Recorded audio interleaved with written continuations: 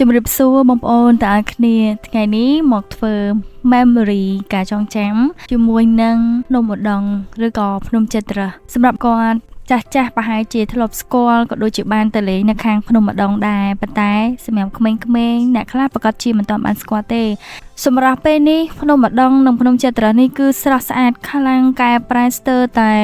360ដឺក្រេបងប្អូនប្រៀបដូចជាទីរួមខេត្តមួយអញ្ចឹងណាគឺកែប្រែតាំងពីផ្លូវតាំងពីការហេដ្ឋារចនាសម្ព័ន្ធផ្ទះសងខាងគឺស្អាតខ្លាំងមែនតើខ្ញុំក៏ surprise ដែរដែលវាស្អាតប្លែកខ្លាំងជាងពេលដែលខ្ញុំទៅពីមុនទៀតណា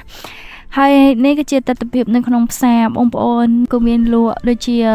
របស់ដែលគាត់ធ្វើដោយដៃ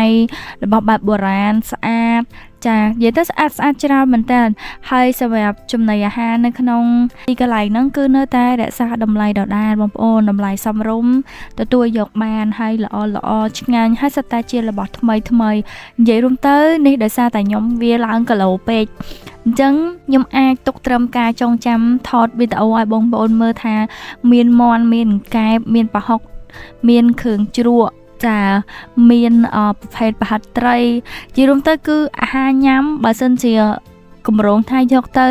$10ក៏ត្រូវចាយលុយចាញ់ថែមដែរពីព្រោះថាម្ហូបសិតតែគួរឲ្យចង់ញ៉ាំទាំងអស់អានេះបានជាប់ចិត្តទិញទឹកអំពៅមួយតែអត់បានថតឲ្យបងប្អូនទេចុងក្រោយនៅតែជាប់ចិត្តទិញនំញ៉ាំនំនេះគឺឆ្ងាញ់ខ្លាំងមែនតើបងប្អូនស្រួយមែនតើខ្ញុំទុកមកដល់3ថ្ងៃហើយក៏នៅតែញ៉ាំបានស្រួយឆ្ងាញ់ដែរអញ្ចឹងសម្រាប់បងប្អូនដែលទៅលេងកុំភ្លេចទិញនំនឹងញ៉ាំណាហើយនិយាយរួមទៅគឺឆ្ងាញ់ទាំងអស់រសជាតិល្មមអត់ផ្អែមពេកអត់អីហើយសំខាន់រសជាតិ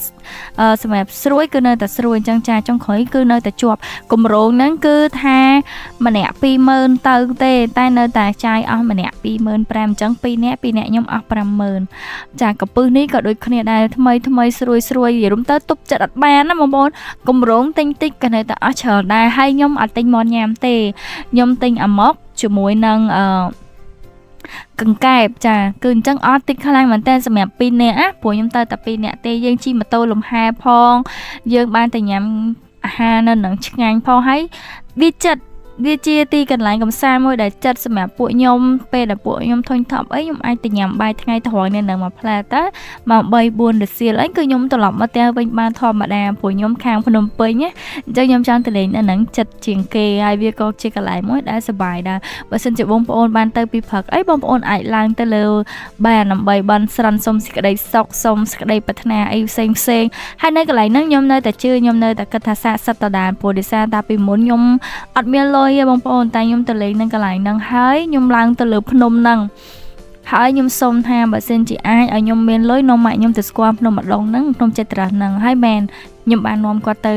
ដោយក្តីប្រាថ្នាមែនលុយមកសមរម្យនាំគាត់ទៅលេងបានហើយទៅវត្តទៀតនិយាយរួមទៅសប្បាយហើយនេះគឺជាទស្សនវិជ្ជាពេលញ៉ាំគឺញ៉ាំងាយអូភ្លេចប្រាប់ទិញអាកោនៅហ្នឹងក៏ឆ្ងាញ់ដែរបងប្អូនសាច់អាកោទន់ហើយអត់ផ្អែមទេអត់ផ្អែមខ្លាំងទេតែមើលតែមាត់ទៅដឹងហើយ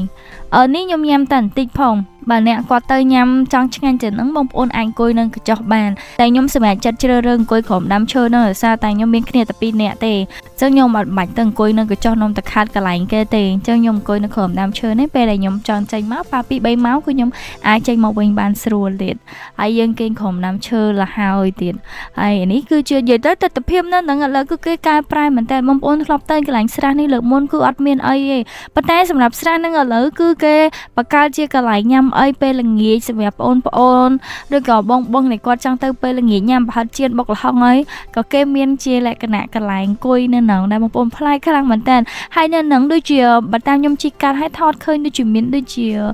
កន្លែងគេញ៉ាំអីដូចផាប់ណាបងប្អូនមានគេលក់ដូចអាហារសមុទ្រណាហ្នឹងហើយនៅកន្លែងហ្នឹងទៀតនិយាយរួមទៅ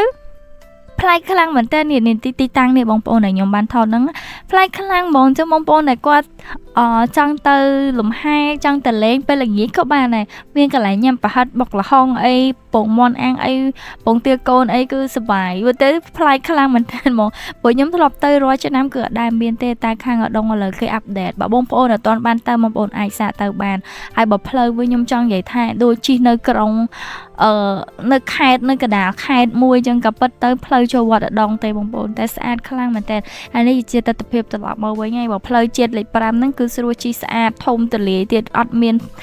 ផលប៉ះពាល់ចង់ទៅជាក្រុមជាធីមដាក់ឡានដាក់ម៉ូតូក៏អត់ពិបាកដែរបងប្អូនព្រោះផ្លូវទលាយខ្លាំងចឹងសម្រាប់បងប្អូនដែលគាត់ចង់រកកន្លែង relax ខ្ញុំ recommend ភ្នំវត្តឧដុង្គហ្នឹងបងប្អូនចាឬក៏ភ្នំចិត្តរស់ហ្នឹងគឺស្អាតខ្លាំងឥឡូវហ្នឹងអរគុណច្រើនសម្រាប់បងប្អូនតាមដានទស្សនាវីដេអូមួយនេះ